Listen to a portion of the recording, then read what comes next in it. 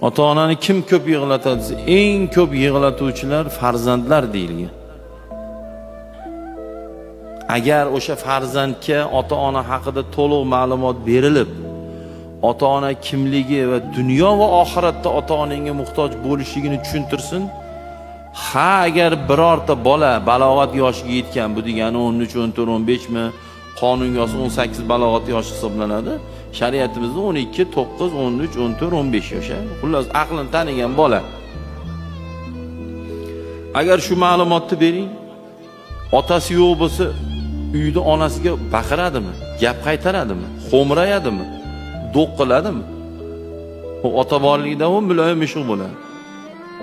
Agar shu ma'lumotni bilsa, farzandlar ota-ona ko'chib ketib, ha desa, bo'ldi, uy senga qoldimi, kenja o'g'il, sen qaraysan deb qarab tashab berdi o'ylaysizmi? Talashadi. Tarbiyali farzandlar talashadi. Mana rolik chiqdi-ku, ikkita akaga sudlashyapti, sudga boryapti. Nima arizalaring deyapti. Uka akani yozyapti. Rolik qilishgan, balkim bo'lgan voqeadir. Sudyaga xat taqdim qilyapti, sudya o'qib, karaxt xat